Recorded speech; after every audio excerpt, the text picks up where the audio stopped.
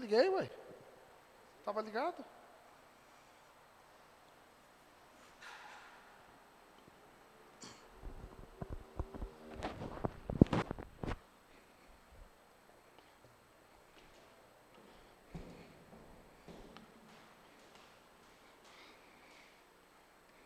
E essas lâmpadas?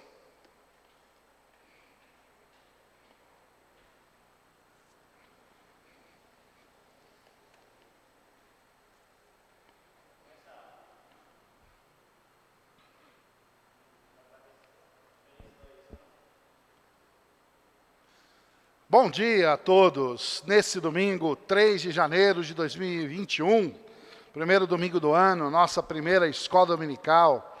Que nesse domingo Deus possa abençoar você, sua vida, sua família, e possa ser um ano abençoado nesse primeiro domingo.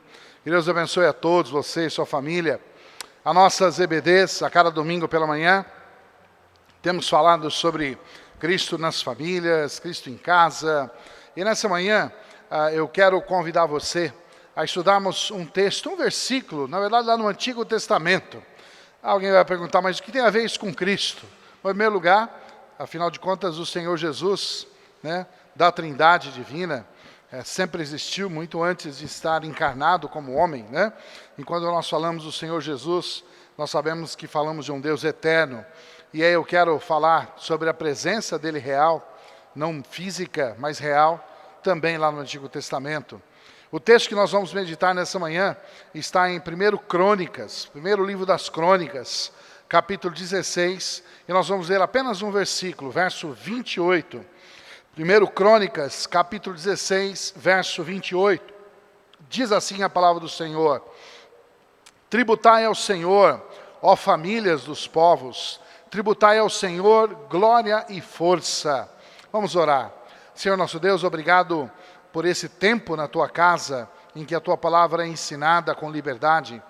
Que o Senhor possa nos conceder, através desse estudo da Tua palavra, um tempo de reflexão nesse início de ano, e que todos nós, nossas vidas, como cada família, cada pessoa individualmente, possa atentar para a Tua palavra, ó Deus, e tomarmos decisões que glorifiquem ao Senhor nesses dias. Eu peço ao Senhor que o Senhor nos dê um dia abençoado, um ano abençoado. Que o Senhor possa estar à frente de cada uma das palavras e de cada um dos lares que estiverem abrindo os seus corações para receberem a Tua palavra. Eu te peço e te agradeço por tudo em nome de Jesus. Amém. Muito bem. Nessa manhã eu não vou falar sobre um personagem específico ou uma família específica, mas eu vou falar sobre uma família que é uma nação, a família de Israel.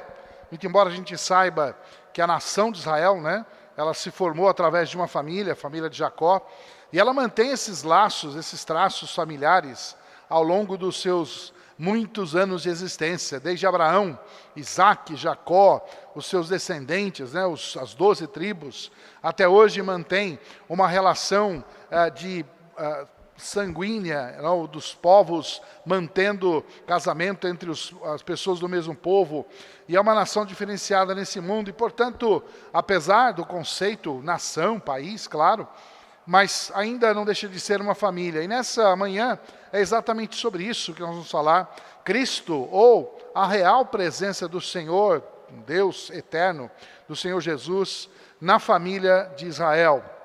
O versículo que nós lemos faz parte de um belo capítulo, um belo contexto lá em 1 Crônicas. Eu sei que alguns, quando chegam à leitura nesses livros, costumam pular, porque tem muitos nomes, coisas, informações, mas este capítulo, bem como tantos outros, podem nos ajudar e serem uma bênção nas nossas vidas. Este capítulo especificamente, do capítulo 16 de 1 Crônicas, ele registra um momento histórico de grande importância naquela família, a nação de Israel. Era o retorno da Arca da Aliança para o território de Israel. Não sei se você se lembra da Arca da Aliança, ou aqueles que conhecem, muita gente já ouviu falar por causa dos filmes, menos por causa da Bíblia, mais por causa dos filmes antigos, em busca da Arca da Aliança. Mas a Arca da Aliança era um móvel, um baú, vamos melhor descrevendo, e dentro dele estavam guardados 3 objetos que o Senhor havia recomendado que fossem guardados. Uma porção do maná, aquele maná que fora mandado dos céus para a nação de Israel enquanto estava no deserto, a vara de Arão, que florescera como uma prova da intervenção de Deus, e as tábuas da lei de Moisés. O Senhor havia mandado que este item fosse construído enquanto estavam construindo o tabernáculo lá no deserto. E a Arca da Aliança era um objeto sagrado, e era um dos utensílios que compunham o templo, e ele ficava numa das partes mais nobres, mais santas do templo nos dias de Moisés. Muito bem, e esse objeto, a Arca da Aliança, representava o Shekinah. Esses dias eu falei sobre essa expressão, que significa a presença gloriosa do Senhor sobre Israel. Todo o tabernáculo representava a presença do Senhor, mas a Arca da Aliança representava que Deus continuava presente e agindo sobre a nação de Israel. Muito bem, essa é a arca que vem desde Moisés, passando pelas gerações da nação de Israel, até que chegou nos dias do sacerdote Eli, os seus 2 filhos, Ofni e Finéias, afrontando o Senhor numa das batalhas, resolveu pegar a arca de uma maneira desprezível, e ela acabou sendo saqueada, sequestrada pelos filisteus. E aí aquela guerra foi perdida para Israel, Israel perdeu a batalha e ainda perdeu a Arca da Aliança. E aí ela foi levada para o campo dos filisteus, e lá ela permaneceu durante 7 meses. 7 meses, mas durante aquele período de 7 meses, que a Arca da Aliança esteve lá, né, como um despojo, um reduto da guerra, da vitória sobre Israel. A princípio os filisteus se gloriaram porque tinham virado a Arca da Aliança, mas como era algo do Senhor para a nação de Israel, quando levaram essa arca, por onde ela passou, pelos templos, o templo de Dagon e outras casas, foi trazendo calamidades tamanhas, que os filisteus reconheceram que era melhor mandar de volta a Arca da Aliança para não sofrerem tantas calamidades.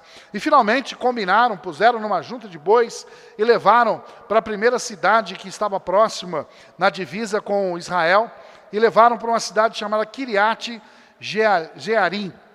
E lá levaram até ali a arca, e aí os filisteus viraram as costas e foram embora, ainda levaram presentes para devolver a arca e ficarem livres da pressão e opressão que Deus causara, porque eles estavam com a Arca da Aliança, que era um acordo entre Deus e Israel.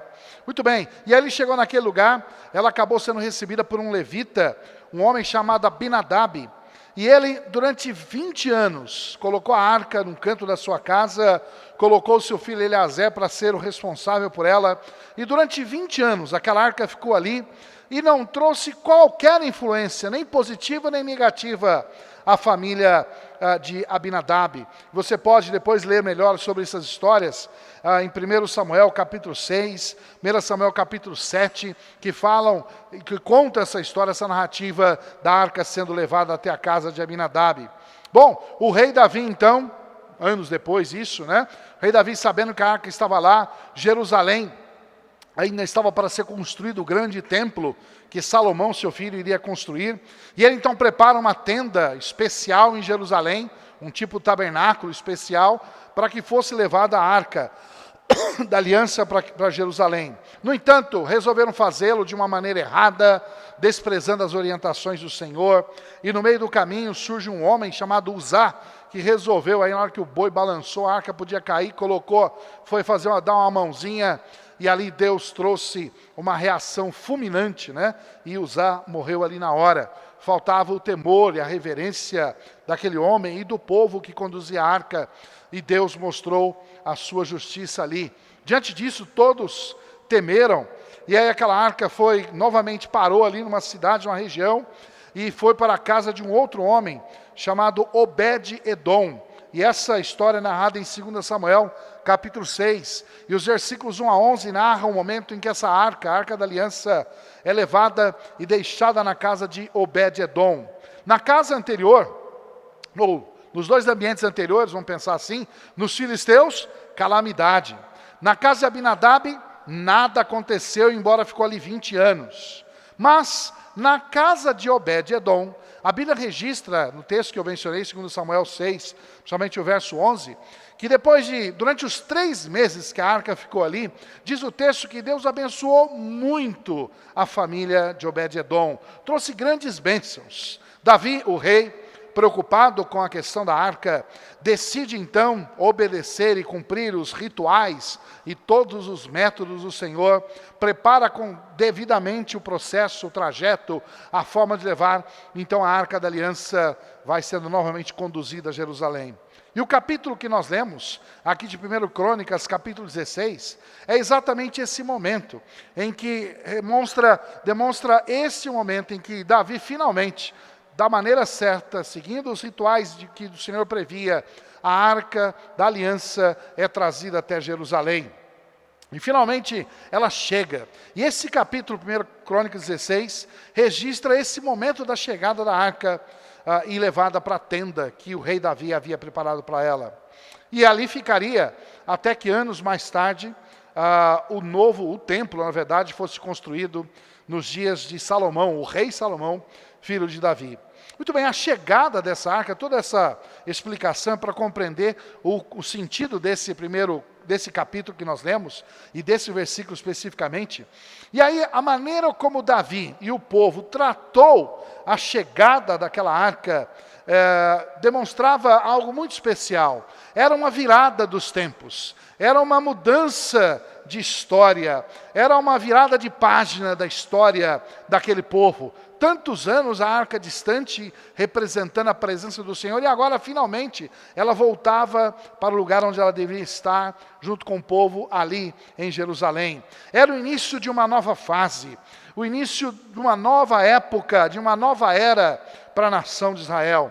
Era também, começaria ali a rotina dos cultos e dos momentos de adoração e dos ministérios sacerdotais naquela nação que haviam sido abandonados sem a presença da arca. Assim, diante desse momento de tantas mudanças e transições, Davi convoca a todos da nação, as famílias, para aquele culto especial que está descrito em 1 Crônicas, capítulo 16. Bom, nós também vivemos um momento em que há uma virada de fase em nossas vidas. No calendário que é seguido, o calendário gregoriano, como é chamado, né? Nós vemos aqui uma virada dos tempos. 2020 se foi, 2021 se inicia, e aí nós começamos uma nova fase, uma nova era. Um novo ano, 2021, e eu sei que quando a gente olha para o ano que foi 2020 e esse 2021, nós ficamos com muitas expectativas e talvez mais dúvidas do que expectativas, do que em outros anos, a rotina de outros anos. Nesse período de 2020, e ainda a gente não sabe em 2021 como vai ser, a pandemia, né, o coronavírus nos deixou com esse sentimento de dúvidas, o que vai ser amanhã. A gente nunca passou por uma situação como essa, o mundo nunca viveu uma situação como essa. E aí a gente analisando esse momento, assim como o momento lá que Davi trazia a arca, claro, por circunstâncias diferentes, por motivos diferentes, mas ali também era uma virada de tempo, de página, como está sendo para nós agora, nessa virada de ano e de expectativas. E Davi então, diante daquela situação, daquele cenário de uma novidade, de uma nova era, de um novo momento, ele então inicia aquele momento especial com a nação de Israel, com as famílias, introduzindo um salmo. E esse salmo que está ali, que é um recorte de Davi também, sobre outros salmos que estão no livro de Salmos, as palavras que são ditas e são trazidas e colocadas diante do povo, tornam também não só um desafio para aquele povo naqueles dias, como também para todos nós.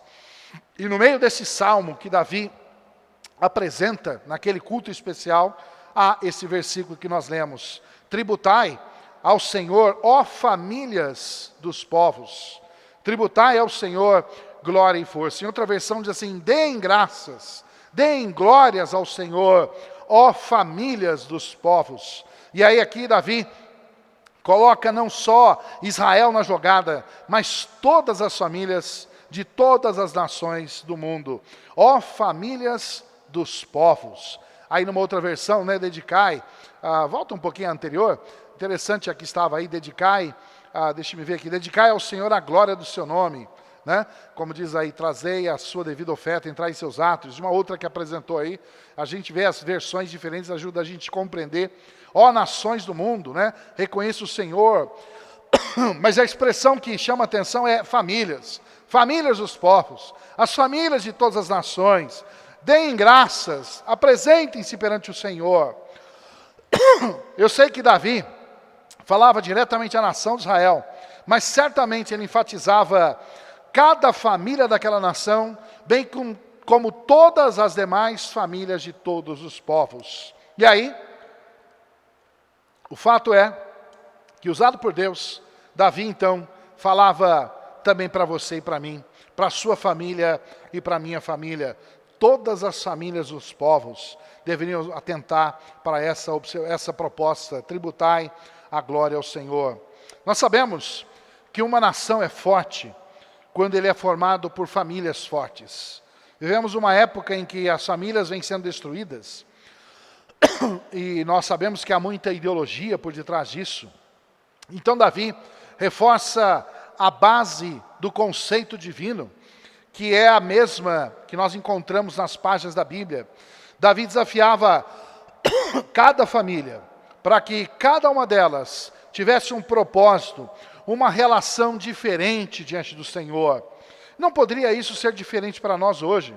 Se nós desejamos que este ano que inicia, 2021, seja de fato um ano abençoado pelo Senhor, é preciso que a gente reveja alguns princípios espirituais nas nossas casas e nas nossas famílias. E através desse capítulo, desses versículos, nós encontramos alguns princípios espirituais importantes, necessários, básicos para a sua família e para a minha família. Se você e eu tenho certeza que a gente sempre fala, tenha um feliz ano novo, mas para que haja um ano novo abençoado, feliz, se desejamos que isso aconteça, precisamos tomar algumas decisões. E essas decisões eu quero colocar como um desafio para você e para mim nessa manhã.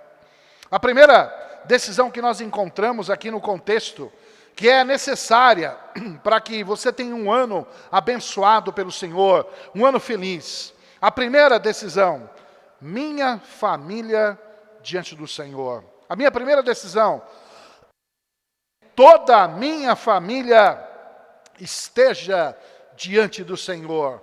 Minha família diante do Senhor. Quando eu digo isso, todos os componentes da sua unidade familiar, o seu desafio, se você quer que Deus te abençoe, Deus abençoe sua família, e através da sua família outras famílias sejam abençoadas, Senhor, que toda a minha família esteja diante do Senhor. Você olha o contexto que eu disse agora há pouco, eu falei agora há pouco sobre um homem chamado Abinadab. Foi aquele que ficou 20 anos com a Arca da Aliança na sua casa. Ele a deixou num canto, e durante o tempo que esteve na sua casa, sabe o que aconteceu? Nada. Ou seja, a arca que representava a presença gloriosa do Senhor, estava lá, num canto, como que coberta por um cobertor, um lenço, uma manta, mas sem nenhuma influência. Ou seja, o Senhor estava ali, mas aquela família não estava diante do Senhor, ocupavam o mesmo espaço, mas não havia uma família diante do Senhor.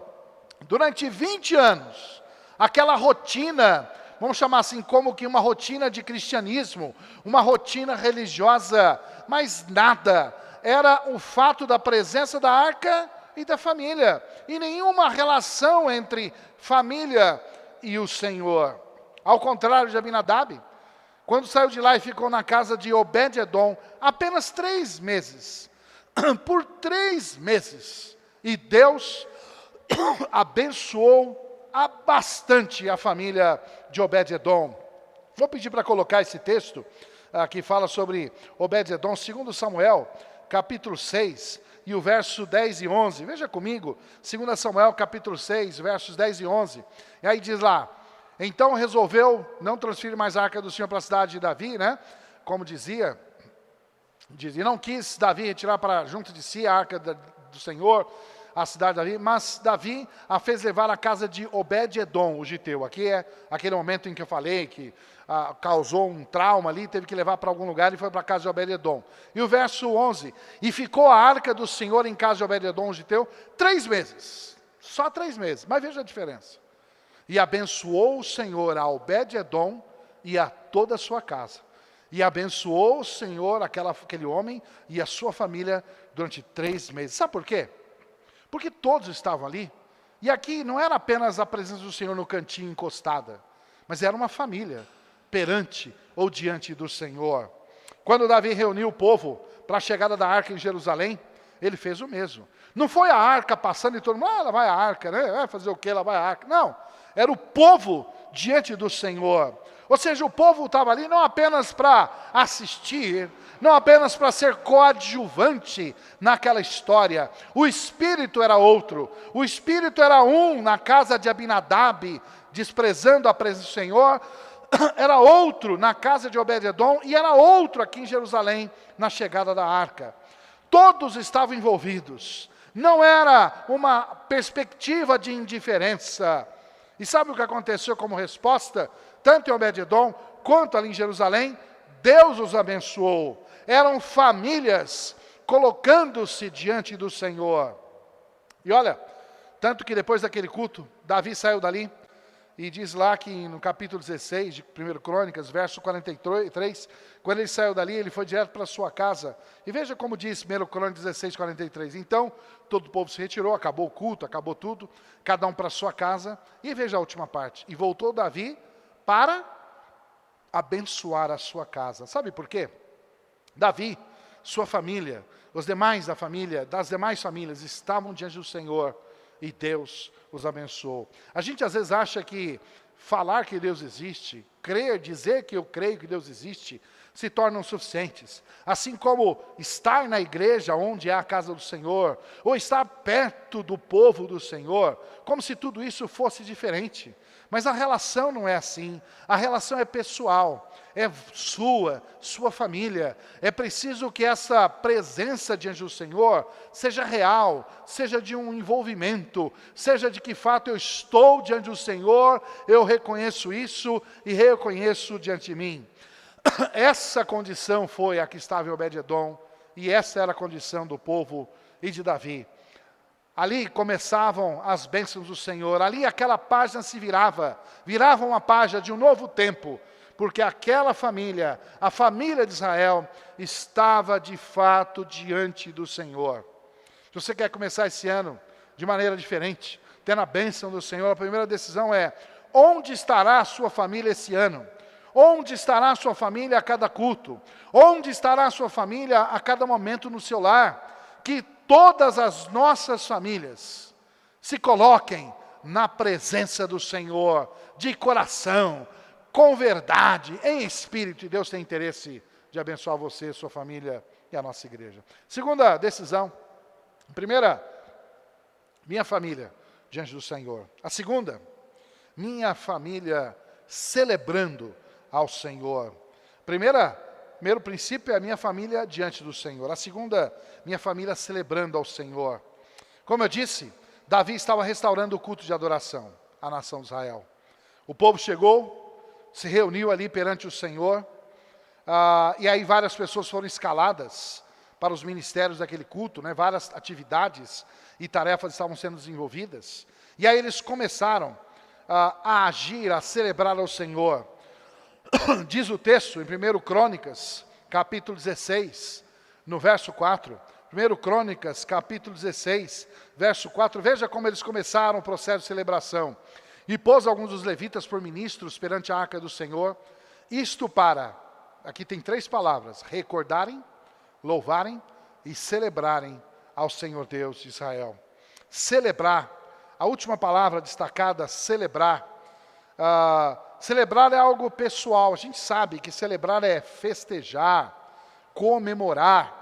E no ato de culto, a celebração, todo culto é uma celebração. Aliás, quando realizamos um culto, é uma festa perante o Senhor. É um ato de adoração e de alegria perante o Senhor. Só que o ato de celebrar e celebrar ao Senhor é um ato de adoração ou de celebração pessoal. Ele é pessoal, ele é individual. Ele começa quando ele desperta em nós esse envolvimento pleno, nosso coração, nossas vidas perante o Senhor. Ou seja, nós dois podemos estar no culto, e estamos aqui cantando, mas um celebrando e outro não. A celebração não é apenas de boca, é algo em espírito e em verdade. É aquele ato em que realmente nós louvamos, cantamos, ouvimos e fazemos parte daquele momento em que o nosso ser por inteiro está envolvido. Isto é uma família celebrando ao Senhor. A celebração, ela inicia nos nossos corações quando nós reconhecemos quem é o Senhor. Afinal de contas, quem você acha que nós seríamos sem o Senhor em nossas vidas ou em nossos lares? Como estaria ou seria a nossa família sem Deus? O mundo está cheio de exemplos de lares destruídos, porque também abandonaram o Senhor. Inclusive, alguns que estavam conosco e pelo caminho, pelos anos, foram desistindo da igreja, desistindo do Senhor. Certamente romperam primeiro com o Senhor, o senhorio dele no coração, e depois com a casa do Senhor. E aí alguns começam a viver as suas vidas, mais na observação da vida cristã, mais na observação da religiosidade, do que na celebração verdadeira. A celebração envolve a sua relação pessoal com o Senhor. O verso 14, que está no contexto de 1 Crônicas, a primeira parte dele, veja comigo. Ele é o Senhor nosso Deus. Eu já vi alguns filhos que acompanham os pais na igreja, e depois de um tempo falam assim, eu vou na igreja dos meus pais. Aquele é o Deus dos meus pais. Sabe?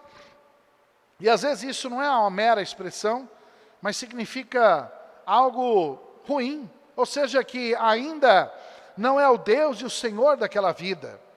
E esta primeira decisão precisa acontecer.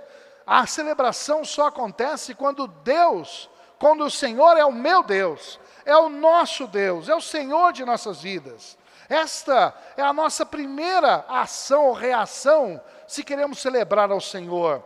Nesse início de ano, será que você pode dizer, o Senhor é o meu Deus, é o meu Senhor, é o Senhor da minha vida?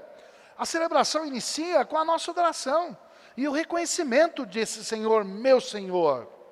Em seguida, quando nós estamos celebrando, e eu entendo, Deus é Deus e eu sou o seu servo, aquele que está celebrando, eu gosto de uma expressão que está aí no contexto que nós lemos, a palavra recordar, que é uma das palavras que é mencionadas aí no verso 4, né? E alguns levitas perante a arca do Senhor, isso para recordarem, é a palavra do verso 4. Quando a gente vê a palavra recordar, uma palavra que tem um sentido impressionante, e ela também se repete com outra forma no verso 12. No verso 12, ela está dita aqui de uma outra maneira, lembrai-vos das maravilhas que fez, de seus prodígios. Recordar, lembrar, ou seja, é trazer à memória, é falar novamente, é dizer de novo aquilo que o Senhor já fez por nós. E sabe, muito com o tempo, o ano passa e os meses vão se passando, e a gente vai se esquecendo como foi. A gente lembra rapidamente de alguns pontos mais importantes, se destacam, sejam bons ou ruins, mas a gente vai se esquecendo de muitas coisas que vão acontecendo. Eu sei que o ano de 2020 foi um ano difícil, mas se nós olharmos nesse ano que se passou, certamente nós vamos recordar e lembrar de muitas coisas pelas quais nós temos que agradecer ao Senhor. A celebração começa quando a gente começa a lembrar Deus é Deus, e eu tenho muito para agradecer para Ele. Cada família precisa desenvolver esse hábito, esse projeto nesse ano, se juntar para esse propósito. Seja grato, agradeça de uma maneira clara, objetiva. Sabe, tem gente que generaliza, Senhor, obrigado por tudo que você tem me dado, em nome de Jesus, amém. Não, esse negócio é uma conversa fiada, não é uma oração nem agradecimento. A gente não fala assim, a gente não fala com as pessoas desse jeito. A gratidão nossa, ela deve ser nominal, ela deve ser específica, ela deve ser objetiva. Devemos aprender a ser grato por cada coisa, por cada bênção que recebemos do Senhor. Deus se agrada quando nos aproximamos dEle com um verdadeiro espírito de gratidão, com genuinidade. Que nesse ano novo, nós aprendamos a colecionar momentos para recordar e agradecer. E que a nossa família se aproxime do Senhor e o celebre de todo o coração. 2 decisões. Primeiro, a minha família vai estar diante do Senhor nesse ano todo, se Deus o permitir. Segundo, minha família vai celebrar o Senhor. Minha família celebrando ao Senhor. E a terceira e última decisão, minha família diante do Senhor, minha família celebrando ao Senhor e, finalmente, minha família servindo ao Senhor. Quando eu disse aqui em 1 Crônicas 16, eu disse que Davi reuniu o povo, reuniu as famílias, e ele imediatamente começou a fazer umas escalas. Ô fulano, você faz isso, fulano, você faz aquilo, e começou a envolver todo mundo ali. Naquele culto. Parece o pastor Tomé, né, pastor Tomé? Com todo o carinho. Pastor Tomé é assim, né? Vai acontecer o evento, ô fulano, você faz isso, faz aquilo. Ele é bom nisso, né? Eu já sou tão vergonhoso, né? Ele chega com aquela cara de pau legal dele, pastor, brincadeira, viu? Mas aquele jeito dele, né, de envolvimento, e alguns não vão nem conseguindo falar não, né? E aí assim mesmo, o pastor Tomé tem essa habilidade, né, de fazer isso, a gente ainda começa a rir, né? Por causa da maneira generosa que ele fala. Mas o fato é que Davi começou a fazer assim, igual o pastor Tomé, viu, pastor? Davi chegou, ó, fulano faz isso, ó, fulano faz aquilo, e ele começou a distribuir atividades. E olha, algumas atividades não eram assim, ó, fica ali, faz isso agora, depois a gente conversa. Não, Davi começou a estimular o povo ao envolvimento com as atividades, e algumas delas seriam ministérios contínuos. Ou seja, um ministério de compromisso que não terminaria tão cedo, alguns viveriam fazendo e cumprindo aqueles ministérios. Veja, por exemplo, o verso 37. No verso 37, então Davi deixou ali, diante da arca da aliança do Senhor, a Asaf e a seus irmãos. Esse nome aqui é interessante, que você vai ouvir muitas vezes o nome Asaf nos Salmos. A Asaf e a seus irmãos para ministrarem um dia, uma hora, uma vez? Não, continuamente perante a arca, segundo se ordenara para cada dia. Na verdade, Asaf se tornaria o grande responsável por todo o ato de louvor ao Senhor, e ele seria reconhecido até pelos vários salmos dos quais ele participaria. Asaf entendeu que não era apenas uma tarefa, mas era um ministério. E curiosamente, observe pelo versículo, o texto diz, Asaf e a seus irmãos. Ou seja, ali foi um envolvimento da família. Era uma família toda se envolvendo para servir ao Senhor. Era um ministério. Era uma maneira de que Asaf e seus irmãos, assim como tantos outros, se consagrassem e servissem ao Senhor. O mesmo aconteceria com outro homem, outro nome mencionado aqui, Zadok, que seria o sacerdote responsável pelos holocaustos, sacrifícios no altar, que estava ainda em outro lugar. Veja, 1 Crônicas 16, 39 e 40. E deixou a Zadok, o sacerdote, a seus irmãos, veja, Zadok e seus irmãos, os sacerdotes, diante do tabernáculo do Senhor, no alto que está em Gibeon. E aí, para fazerem o quê? Oferecerem holocaustos ao Senhor continuamente, pela manhã e à tarde, sobre o altar dos holocaustos, e isso segundo tudo o que está escrito na lei do Senhor, que tinha prescrito a Israel. Veja, Davi estava envolvendo o povo, famílias, em ministérios, em compromissos. E esses compromissos seriam contínuos. E eram segundo o princípio da palavra do Senhor. Não era como eles quisessem, mas como agradaria ao Senhor. Cada um desses, e tantos outros nomes que são mencionados, compreendia que o ministério era um compromisso contínuo. E com ele, e através dos seus ministérios, estavam servindo não somente ao Senhor, mas servindo a toda a nação e a todas as demais famílias. Quando nós nos colocamos a serviço do Senhor, nós servimos tanto ao Senhor e o agradamos, como nos tornamos uma bênção aos demais que estão conosco. Assim, esses homens, essas mulheres, cada um desses jovens de todas as idades, compreendiam que Deus tinha um propósito para as suas vidas e para as suas famílias. Eu sei que a mesma expressão lá do Antigo Testamento está presente no Novo Testamento, ministério, tanto que é a palavra usada aqui nesses versículos, a palavra ministério. E esses ministérios, nem todos compreendem ou enxergam dessa maneira, como uma oportunidade do Senhor para servi-lo. E passa ano e vem ano, e muitos ministérios pessoas, individualmente ou famílias, vão sendo abandonados os ministérios, vão sendo deixados os compromissos. E é curioso quando alguns entendem que precisam passar mais tempo com a família e por isso não pode se envolver no ministério. E aí a grande questão é, faça o seguinte, envolva a sua família no seu ministério. Quando a sua família está envolvida no seu ministério ou em algum ministério, ninguém abandona ninguém. E essa inversão começa tudo errado, o ano começa tudo errado. Não, pastor, eu vou ficar mais tempo em casa com a minha família, por isso que eu não vou cuidar de algum ministério. Não, faça o contrário. Faça com que a sua família inteira sirva nesse seu ministério ou em outro. Aí nós acabamos o problema. Quando a família inteira está servindo, ninguém fica para trás, ninguém fica abandonado. Que esse ano de 2021 seja assim. Que seja mais um ano em que a sua família, como um todo, se envolva, sirva através dos muitos ministérios.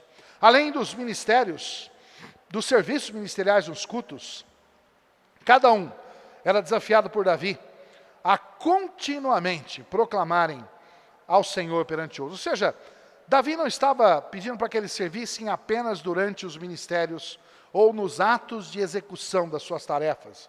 Ou seja, não era ir lá, vamos cantar Asaf, depois vai para casa e faça o que você quiser. Não, era mais ou menos assim. Olha, nós vamos estar aqui fazendo nossos atos de serviço, mas há uma área de servir que sobrepõe a todas, que é contínua, que faz parte das nossas vidas, que deve fazer parte da história da sua família, que é proclamar ao Senhor perante outras pessoas. 1 Crônicas, capítulo 16, verso 23 e 24, veja aí, dentro desse salmo que Davi colocou, cantai ao Senhor em toda a terra, anunciai de dia em dia a sua salvação. E verso 24, cantai entre as nações a sua glória, entre todos os povos as suas maravilhas. Esses versículos, esse salmo de Davi em Crônicas, revelam exatamente isso. Um ato contínuo, diário e permanente de anunciar ao Senhor em nossas vidas. Este é certamente a melhor maneira de servirmos ao Senhor fora das paredes da nossa igreja. Dentro da igreja, a gente tem os nossos ministérios específicos aqui e ali. Alguns se estendem fora da igreja. Mas a nossa maneira de servir ao Senhor plenamente é através das nossas vidas. É tornar o Senhor Jesus conhecido por aqueles que estão ao nosso redor. Essa é a nossa bandeira. Essa deve ser a nossa marca nesse mundo perverso. Hoje a gente vive um mundo com tantas divisões, né? Direitos e deveres, opiniões, minorias, maiorias, né? A gente vive um universo e até contendas, né, por conta disso. São as muitas facções, ideologias, manifestações, e as pessoas se manifestam hoje, já não tem mais nenhum pudor ou vergonha, sejam boas ou ruins, né? Sejam elas algo com pudor ou não, as pessoas resolveram manifestar o que pensam. E muitas vezes, nós que somos servos do Senhor, vamos ficando calados. E olha que, se a gente crê mesmo no Senhor, por que a gente fica calado? Por que a gente também não faz o mesmo? Coloca para fora, manifesta a nossa bandeira. É lógico que a gente está falando isso, não sair na passeata na rua, uma bandeira, ó Senhor Jesus, nem pintar o rosto, nem balançar a bandeira fisicamente. Mas nós fazemos isso através da nossa postura, rejeitando a imposição daquilo que desagrada ao Senhor. Diga o que você pensa, diga o que você crê, diante de alguma situação, sem criar polêmica, sem criar uma briga ou contenda, mas assuma aquilo que o Senhor nos ensina. Isso é servir ao Senhor. E mais, jamais se desculpe por dizer o que Deus ensina ou por assumir aquilo que agrada ao Senhor. Já teve situações, algumas pessoas me pediram, faça isso, ou faça aquilo, e eu sabia que aquilo desagradava ao Senhor. E uma das coisas que eu aprendi uma vez, um professor me disse, ele diz assim, nunca se desculpe por fazer o certo. E às vezes a gente podia pensar, desculpa, eu não vou fazer. Não, não, desculpa nada.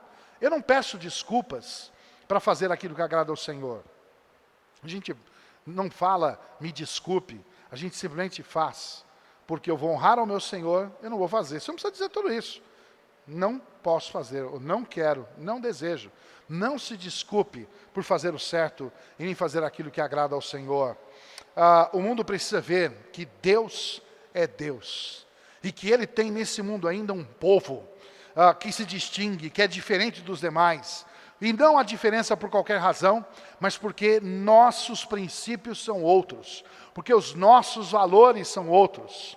Nós vemos um tempo em que tem muita gente desorientada, muita gente perdida, muita gente sem saber o que fazer, que perderam os rumos, perderam referências, e aí precisam ter ajuda, porque muitos estão desorientados emocionalmente, espiritualmente. Você vai encontrar, no meio desses dias, pessoas que estão aí desorientadas, estão abatidas, estressadas, deprimidas.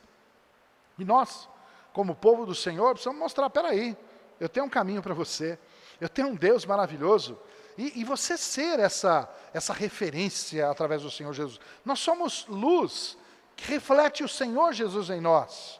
Que nesse novo ano, nossa família seja vista como uma família que de fato e realmente esteja servindo ao Senhor. Conclusão, Davi trouxe a arca da aliança e honrou ao Senhor diante de todo o povo. Todos se reuniram perante o Senhor, celebraram, serviram, e Deus abençoou toda a nação de Israel e cada família por extensão. Que Deus nos desafie a um ano diferente, mais próximos do Senhor, celebrando em cada momento e com a plena disposição de servi-lo. Que Deus conceda à sua família e à minha família um ano abençoado no Senhor. Senhor nosso Deus, obrigado pela tua palavra, obrigado por esse momento, e que o Senhor nos faça reconhecer a tua vontade em nossos lares, em nossas famílias. Que esse ano não seja apenas mais um ano, mas seja um ano em que o teu povo fará a diferença. Apesar das diferentes circunstâncias em que vivemos, mas, ó Deus, que sejamos esse povo que seja visto família diante do Senhor, família celebrando ao Senhor, família servindo ao Senhor. Que sejam esses os princípios, os propósitos para as nossas vidas nesse ano. Eu te peço que o Senhor nos encoraje, nos ajude a vencer os obstáculos, timidez, dificuldades outras. Ajude-nos a conquistar aqueles do nosso lar que estão ainda indiferentes à ação da tua palavra. Dê-nos famílias vitoriosas, um ano abençoado no Senhor. Abençoa a nossa igreja e abençoe cada família, aquelas que estão próximas de nós, aquelas que estão longe, bem como também, ó Deus, esteja agindo naquelas famílias, que algumas que estão por um fio, estão se desmantelando, estão se destruindo, estão se distanciando do Senhor. Ó Deus, tenha misericórdia, que essas famílias sejam restauradas. A todas há uma solução no Senhor. Pedimos a tua ação e intervenção em cada um desses lares. Eu te peço e te agradeço por tudo, no nome precioso de nosso Senhor Jesus. Amém. A graça do Senhor Jesus, o amor de Deus, a comunhão e as consolações do Espírito Santo estejam sobre todos nós, agora e para todos sempre. Amém. Quero agradecer a todos que estiveram conosco nessa escola dominical. Muito obrigado pela sua presença. Pedimos que você seja fiel nesse ano, seja fiel, coloque-se diante do Senhor, e certamente Deus tem um propósito na sua vida. Uma outra coisa, vamos deixar aqui os avisos, né? Para você se lembrar, os mesmos avisos que a gente sempre repete. Lembrando que, através da nossa página da igreja, do site, você pode ter acesso a todas as informações. Mas você vai ter aí o culto à noite, às 19 horas, o culto de adoração ao Senhor. Participe do nosso culto às 19 horas. Se você está aqui e não viajou, participe do nosso culto. Venha, vamos adorar ao Senhor. E aí, vamos ter um tempo abençoado. Domingo, 19 horas, a rua Batalhão Borba Gato, número 77, Jardim Hollywood, São Bernardo do Campo, São Paulo. Bom, às quartas-feiras, a gente vinha tendo palavra do pastor, essa última foi feita pelo pastor Tomé, e nós encerramos esse projeto em 2020. 2021, a gente vai dar uma folguinha agora, semana de janeiro, depois nós vamos pensar um outro projeto. Então, nessa quarta que vem não vai ter palavra de pastor, aguarde até que a gente pense aí o que nós vamos fazer. Vamos esperar esses dias aí de férias e de reflexão sobre o que nós vamos fazer, tá bom? E no domingo que vem, a escola dominical. E daqui a pouco, tenha lá o conteúdo Kids, às 11h15, e hoje a palavra é sobre Eliseu, né? Esses dias a gente vinha vendo aí sobre Elias, fazendo a transição para Eliseu, e aí Deus dá autoridade a Eliseu. Que Deus possa abençoar as crianças nesse tempo de instrução da palavra, tá bom? São esses avisos. Eu quero agradecer mais uma vez a todos que estiveram conosco. Nosso muito obrigado, tanto aqueles que foram fiéis conosco no ano 2020, aqueles que estão entrando conosco em 2021, participando das nossas programações. Continue participando. Tenham todos um ano abençoado. Aqueles que estão viajando, férias, que Deus abençoe e proteja vocês. Aqueles que estão trabalhando normalmente, que Deus proteja e guarde. Que Deus abençoe a todos. Nosso muito obrigado. Que Deus abençoe. Tenham todos um ótimo dia. Tchau, fique com Deus.